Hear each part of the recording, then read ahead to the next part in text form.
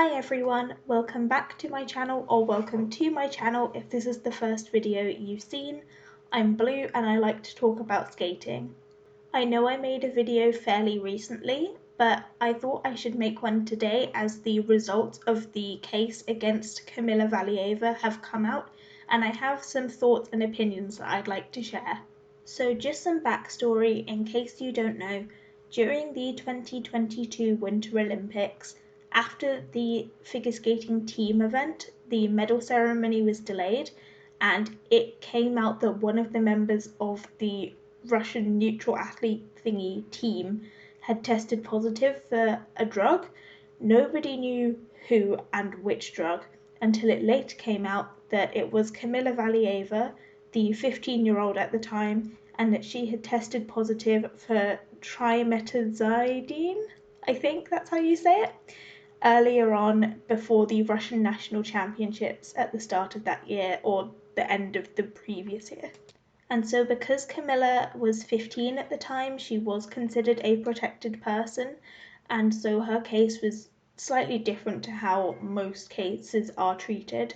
And it has taken until today, the 29th of January 2024, for a decision to finally be made. Just as a quick aside, trimetazidine is a prescribed drug usually given to treat things like angina and sometimes tinnitus and dizziness. And the reason why it is prohibited or banned for athletes to use is because it basically makes it so that when you're exercising, the fatigue that builds up, it delays that so you can continue doing whatever you're doing without getting so tired. So Kamila's test for the Olympics wasn't the one that came up with the positive result. It was actually an earlier one for her Russian national championships that tested positive for this banned substance. And so then the questions started pouring in with people wondering what was going to happen for the team event results, because no medals had been handed out to the USA and Japan at that point, and it wasn't known if Team Canada would then be bumped up to get the bronze, or if there would be a voided gold medal or something else. And it wasn't known if Alexandra Trusova would be bumped up to Russian national champion, and if Anna Shcherbakova would be bumped up to European champion. To try and mitigate if Kamila's results had to be stricken from the individual event, the International Skating Union did allow 25 women to compete in the free skate, with Kamila being one of them, so that if they took her results out, there would still be 24 as normal.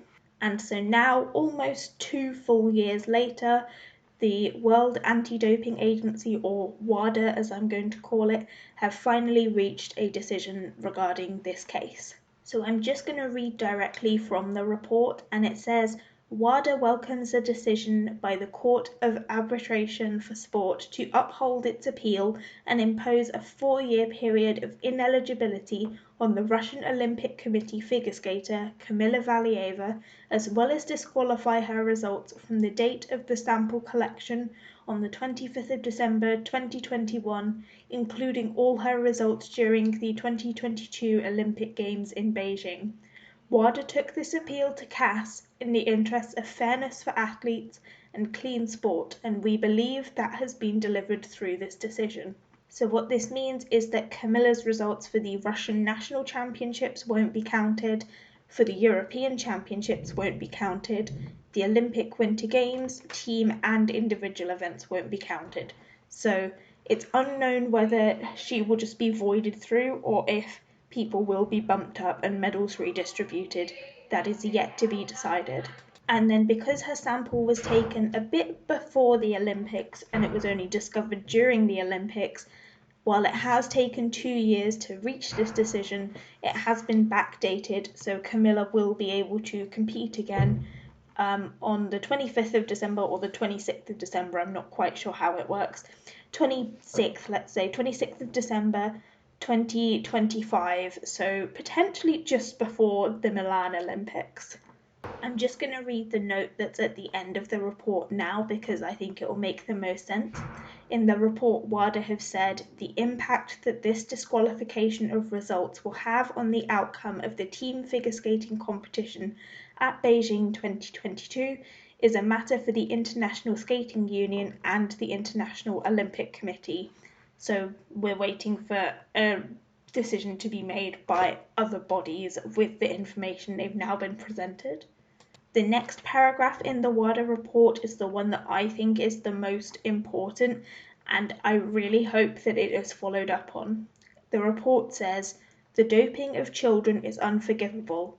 Doctors, coaches, or other support personnel who are found to have provided performance-enhancing substances to minors should face the full force of the World Anti-Doping Code. Indeed, WADA encourages governments to consider passing legislation, as some have done already, making the doping of minors a criminal offence. WADA then goes on to describe the trauma that children athletes can experience after they've tested positive for a prohibited substance, and they believe that there should be more protections for younger people. My own personal problem is that the coaching team behind Kamila Valieva of Daniel Gleichenkauch, Eteri Tutberidze, and Sergei Dudakov appear to have had zero repercussions, and everything has been put on the young woman's shoulders. In fact, Eteri has been at the European Championships just a few weeks ago coaching some of the Georgian skaters, and it seems ridiculous that the child in the situation is having all of the blame put on her, and the adults who very likely had all the control in the situation are running off doing whatever allowed to continue their career. I fully appreciate the frustration that the US and Japanese teams must be feeling, because it's been 2 years since they got to have their Olympic moment, they got to get their medals, or even just, appreciate their hard work, but they've had no idea really what's going to happen, what medals they'll get, how their hard work is being rewarded because of something totally out of their control. So any frustration, anything like that portrayed by US or Japanese skaters, I get it, I understand. I'm in two minds about this decision, to be honest with all of you. On the one hand, Kamila is an athlete. She should be treated as an athlete.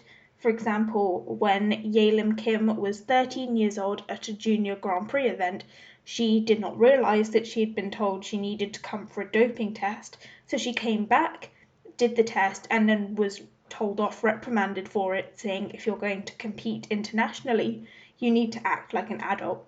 She was 13, Kamila was 15, and they were treated completely differently.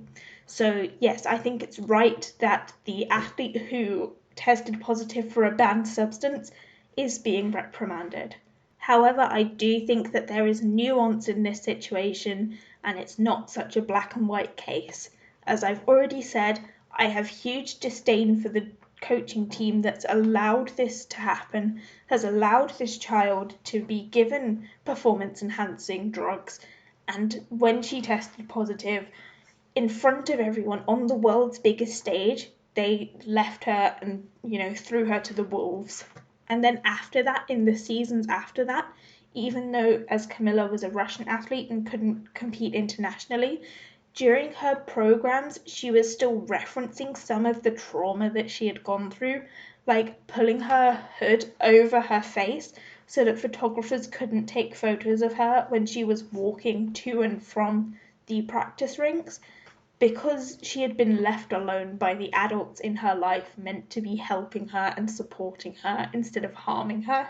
I suppose another angle of this is that the quote-unquote Eteri expiry date is fairly likely to hit Kamila before she could compete in the Olympics in 2026, if she could go to Russian nationals in time, but we don't know that yet.